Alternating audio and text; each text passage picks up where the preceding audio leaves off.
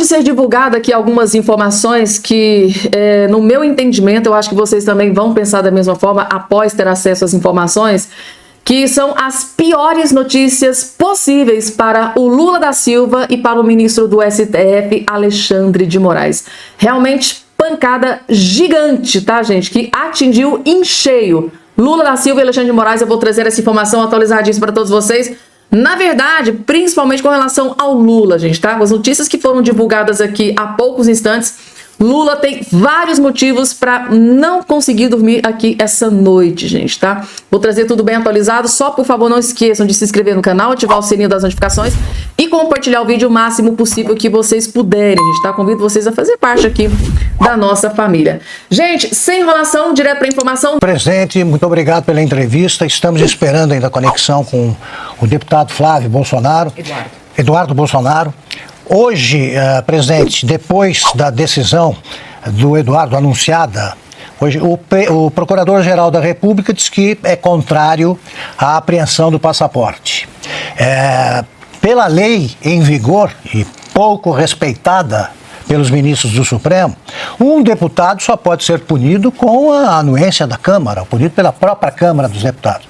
Apesar disso, o senhor acha que o Eduardo continua ameaçado, né, pelo desrespeito à lei que existe no Brasil? Augusto, desde quando Alexandre de Moraes respeitou pareceres da Procuradoria-Geral da República? Nunca respeitou. Eu sofri 3 buscas e apreensões. Tá? Na primeira, o PGR foi contrário. Vieram buscar o tal do cartão de vacina. Depois, atrás do meu passaporte. O terceiro foi por tabela. Foi atrás de outro filho meu, inventaram uma história de ABIN paralela. E acredite, né? O documento de busca e apreensão é onde o Carlos estivesse, todos deveriam ter seus equipamentos, telefones, sei lá o que for, apreendidos. Naquele momento, por coincidência, estava o meu filho senador lá em casa, tinha um deputado federal, o Zuco, do Rio Grande do Sul, e mais alguns. Eles queriam levar o equipamento de todo mundo. Levaram de assessor meu, tá? E por coincidência, o Carlos nem estava em casa. Ele tinha saído comigo para pescar, estava perguntando num outro local. Então, pegaram essa oportunidade, fizeram uma busca e apreensão, segundo uma pessoa que estava lá em Mambucaba, na minha casa lá, porque eu não estava lá, estava no mar. Diz que usaram equipamentos mais modernos, inimagináveis, para buscar até rede de esgoto se encontrava alguma coisa. Ele não encontra nada, porque não tem nada, não tem nenhum indício, não tem uma estatal quebrada na minha causa, nunca pegaram dinheiro na cueca, dinheiro em qualquer lugar, conta no exterior, conversa, nada, não tem nada. Eu fiz um trabalho limpo enquanto presidente da República, enquanto é meio comum, né? Ex-autoridade do Executivo ter vários problemas de corrupção, não teve nada, absolutamente nada comigo. Logicamente que o desconforto que eu trouxe para o sistema foi exatamente esse. Montar um ministério técnico, botar gente para comandar estatal e bancos oficiais decentes, honestos e competentes, e deixou-se de assaltar o nosso país, que apesar de uma pandemia, apesar de uma guerra lá fora, terminando 22 com 54 bilhões em caixa. As estatais dando lucros bilionários, completamente diferente do que acontece agora. Até os fundos de pensões, eu tinha conversado com então o presidente dos Correios, né? Estava com crédito em torno de 5 bilhões de reais, conversei com esse caso reeleito, vamos ver se a gente pode pegar parte desse recurso, né? E para abater os rombos patrocinados pelo PT lá atrás, nesse fundo de pensão do postado. Bem, acabou não vindo a reeleição, daí os problemas voltaram a todo vapor com o atual presidente. E pelo que parece, né, o senhor Alexandre de Moraes não quer me ver longe de uma possível disputa o ano que vem. Agora, Augusto, olha só, Augusto, você vai vendo os documentos aqui, né, a denúncia, o relatório da PF, o golpe começou no dia 29 de julho de 21, porque eu fiz uma live nesse dia, onde eu mostrei o que era o inquérito 1361 de novembro de 2018. O inquérito foi instalado toque de caixa pela presidente Rosa Weber do TSE para apurar fraude na minha eleição, que na minha pode apurar fraude. Nas outras, que nós queríamos apurar algumas inconsistências, são simplesmente arquivados, né? E tem uma multa em cima da gente também. Eu nunca vi um advogado ser multado por ter peticionado um juiz. E esse inquérito 1361, no dia seguinte, né, foi classificado como confidencial por parte do senhor Alexandre de Moraes. Por que confidencial? Porque tem coisa ali em 3 páginas apenas, sempre digo isso, né? Realmente bastante comprometedoras. Eu não posso falar, Augusto, porque se eu falar aqui, vão dizer que eu estou divulgando, né, um inquérito confidencial e posso talvez meia-noite até hoje, né? Tá a Polícia Federal batendo na minha porta aqui para me prender. Se bem que os inquéritos, que a meu respeito, todos confidenciais também, sempre foram vazados. E nesse caso do inquérito 1361, vale a pena uma coisa, né? A questão de poucos meses, o jornal o Globo fez uma matéria, né? Exclusiva. Porque nessa terceira busca e apreensão, que pegou a sede do PL também aqui em Brasília, pegaram na sede um contrato meu de reforma numa casa que eu tenho na Vila Histórica de Mambucaba. Contrato esse no valor de R$900 mil. E o que o Globo falou, como é que pode uma reforma de R$900 mil numa casa avaliada em R$98 mil? A casa está avaliada em R$98 mil, que é o preço dela desde 1997. E nessa nova reforma, eu paguei em PIX e declarei no imposto de renda. Então não devo satisfação para ninguém. Deu Globo não satisfeito, queria saber que tipo de piso eu botei na cozinha. Eu respondi educadamente que não era licitação, não era uma pública, não tem que dar satisfação a ninguém. Então isso tudo acontece na vida da gente, a perseguição implacável, tá? E quer nos tirar da disputa eleitoral do ano que vem, como viram que está bastante fragilizada. As inelegibilidades, duas, né? Por se reunir com embaixadores. Repito, não foi com traficante no Morro do Alemão, igual outro candidato fez. E a outra, essa primeira, abuso de poder político. Não ganhou um voto sequer nessa reunião. E a outra, abuso de poder econômico. Quando acabou o desfile de 7 de setembro, subi no carro de som do Silas Malafaia, não foi um carro de som do governo federal por ocasião do 7 de setembro, e ali a acusação é abuso de poder econômico. O Bolsonaro está finalizando, ajustando a conexão para entrar conosco aqui nessa entrevista. A pergunta agora é de Adalberto Piotto. Presidente, seja bem-vindo. Boa noite ao senhor.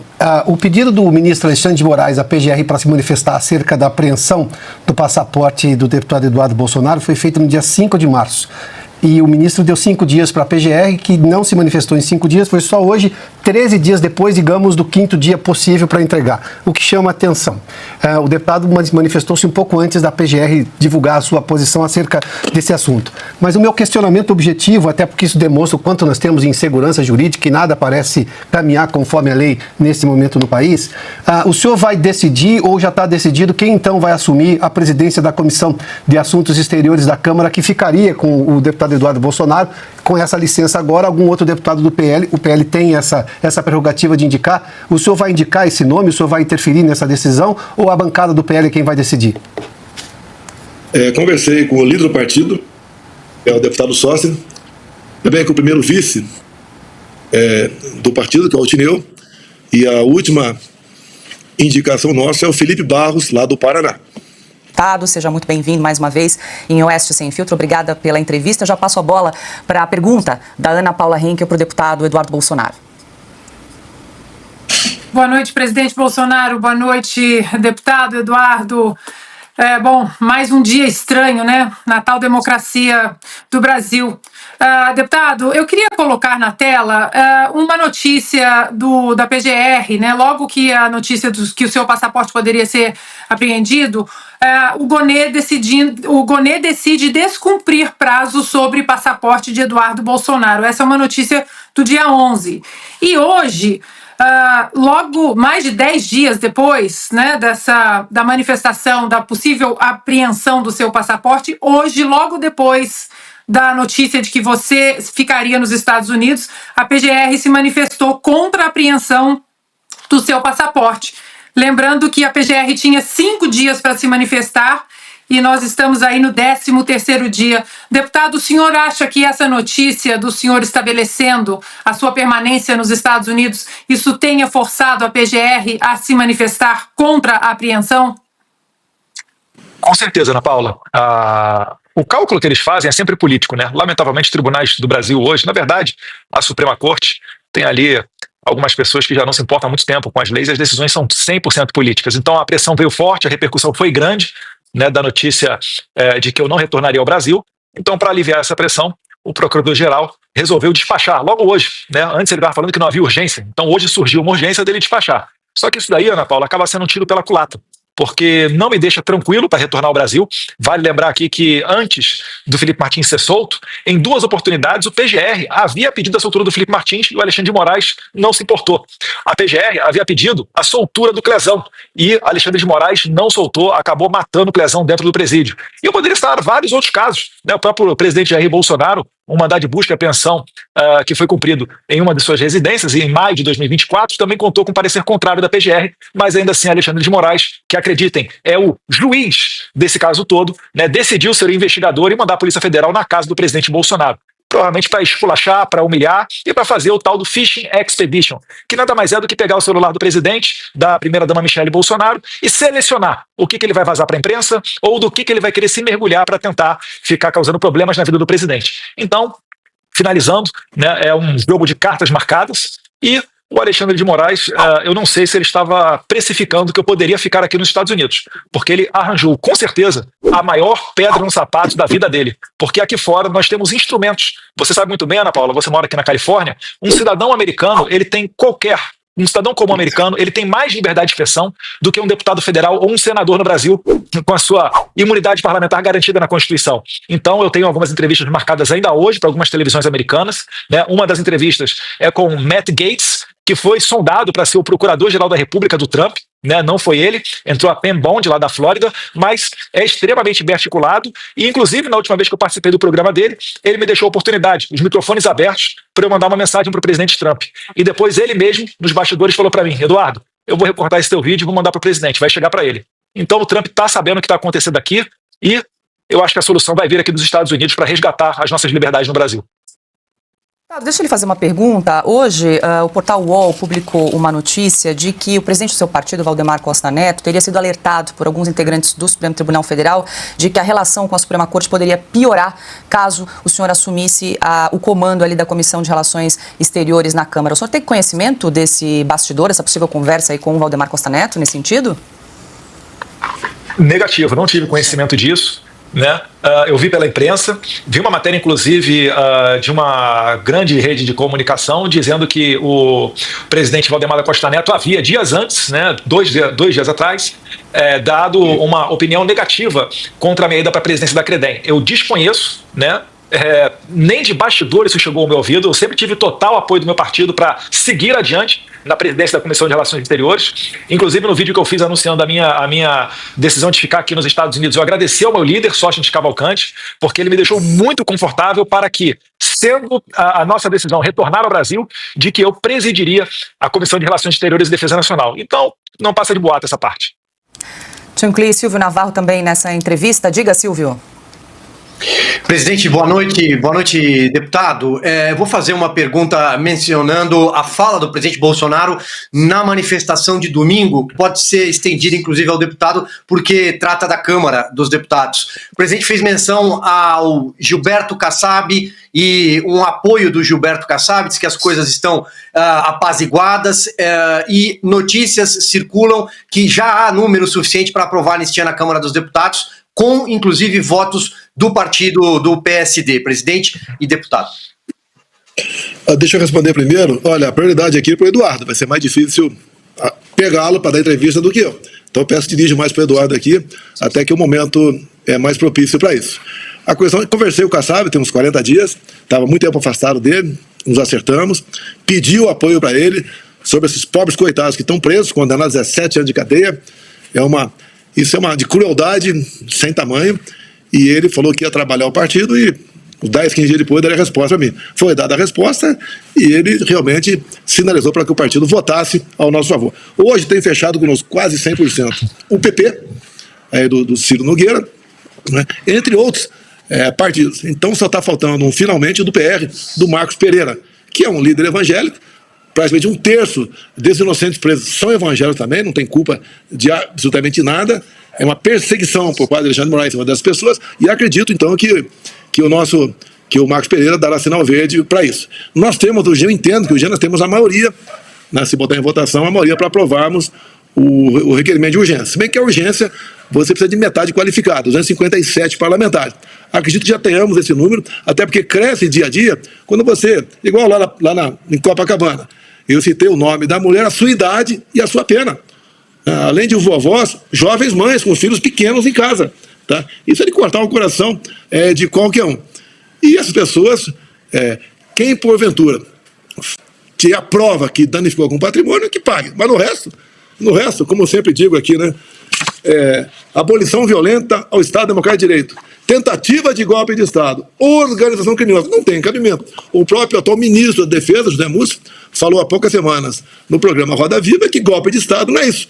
Tem até povo, mas tem Força Armada e tem uma liderança. Nada disso existiu no dia 8 de janeiro. Então não tem cabimento essa forçação de barra em cima das pessoas condenadas a 17 anos de cadeia, cujo objetivo, condena 17 para dar 30 em mim. Esse é o objetivo, realmente, do senhor Alexandre de Moraes. Eu espero que isso seja revertido com uma anistia cada vez mais caminha para se concretizar aqui no Congresso Nacional. Descreveu muito bem aí o cenário, né, da Câmara em relação à prisão, manutenção da prisão do ex-deputado Daniel Silveira. Ou seja, hoje o brasileiro não acredita que a ajuda para sairmos desse regime totalitário venha do Congresso. Por isso, muitos estão elogiando a atitude do deputado Eduardo Bolsonaro. Mas a minha pergunta para vocês dois é em relação... Estamos diante de um ex-presidente, de um deputado, mas também de um pai, de um filho, de um avô, de um filho que saiu de casa para passar 7 dias de férias com a família e agora não volta,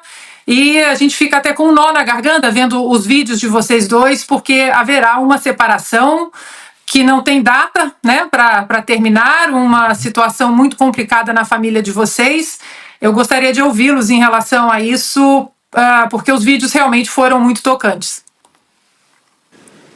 Situação complicada, né? O Brasil hoje, ninguém duvida que o meu pai possa ser preso, mesmo sem ter cometido crime algum. A gente faz até chacota, falando em golpe da Disneylândia, mas é algo real.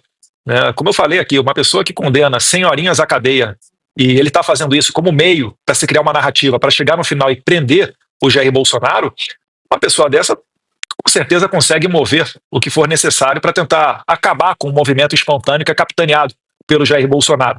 Né? Então, é uma possibilidade real, a gente se segura aí para não se emocionar, mas a vida é assim mesmo, né? Nem sempre a gente consegue conduzir ela da maneira que a gente gostaria, faz parte da vida de um homem um sacrifício, né? Agora, podem ficar tranquilos que aqui eu tenho apoio da minha família do lado de cá, né? Da minha esposa Heloísa, as minhas 2 crianças, né? A Georgia, de 4 anos, o Jair Henrique, de 1 ano, e isso daí é essencial, né? Eu certamente não estaria tomando essa decisão se não tivesse o apoio da minha família. O presidente quer comentar também? Eu prefiro ele nos Estados Unidos livre do que sendo ameaçado aqui dentro do Brasil. E o que a gente procura fazer? Da minha parte, todo o apoio ele vai ter. Pode continuar aí, se bem que eu não mando mais nele, tem 42, 43 anos de idade, mas ele está fazendo um excelente trabalho, e vai continuar fazendo um excelente trabalho por todos nós aqui no Brasil. Agora, isso que aconteceu no dia de hoje é repercussão na mídia do mundo todo. Cada vez mais o mundo vai tomando consciência que o Brasil não vive uma democracia. Que tem uma pessoa aqui que, quando se fala em ditadura, esperava sempre que essa ditadura viesse do chefe do executivo. E não vem de um outro poder. Agora, o trabalho dele é excepcional, o Eduardo é uma pessoa humilde, tem um bom relacionamento com várias integrantes do governo Trump e não está querendo perseguir quem quer que seja aqui. Ele quer fazer com que nós tenhamos liberdade aqui no Brasil, porque sem liberdade de expressão não existe democracia. Quando ele falou inverter a questão da prisão, que ele explicou muito bem, a mesma coisa, o Magno Malta tem proposta lá, é duro falar isso aí, mas vai fazer, o Magno Malta já apresentou, acredito que o Congresso leve avante. Passaporte, por exemplo, não é o ministro que vai caçar o passaporte dele, ele pode até dar uma sentença, mas só vai ser rejeitado o passaporte se a respectiva casa, né, uma maioria qualificada, assim concorde. A mesma questão no tocante à inelegibilidade. A proposta do Magno Malta, qualquer inelegibilidade, ela tem que ser confirmada pela respectiva casa, porque passou a ser um instrumento político do TSE ou outros órgãos da Justiça Eleitoral. Ele simplesmente, usando a força política, né, tem um nome específico, lawfare, eles acabam tirando do páreo que eles querem tirar. Por exemplo, o ideal para a esquerda é concorrer sem eu do outro lado. Porque comigo, logicamente, vai ser muito mais difícil a esquerda vencer aqui no Brasil. E isso daí, quem vem fazendo muito bem, para o mal, obviamente, como o Eduardo acabou de dizer há pouco, é lá na Venezuela.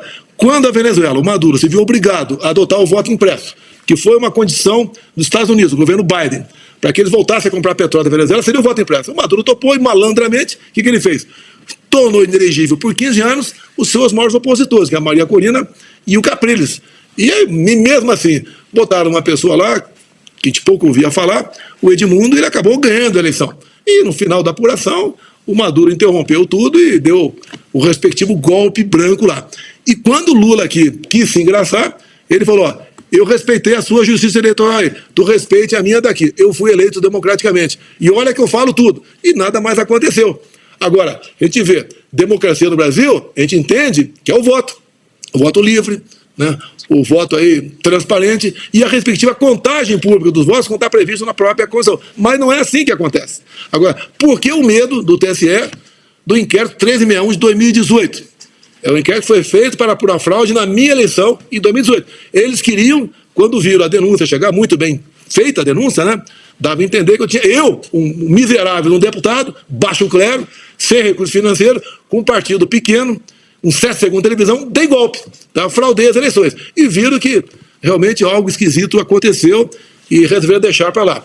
E esse inquérito, então, no meu entender, é a chave, né? É aquilo que vai desvendar a nossa justiça eleitoral. Eu gostaria muito que o senhor Alexandre de Moraes suspendesse o sigilo desse inquérito para que a gente pudesse discuti-lo, né? Porque, afinal de contas, é bem fácil discuti-lo. São 3 páginas, meia dúzia ali em cada página, que nós aqui possamos, então, entender como são as eleições no meu Brasil.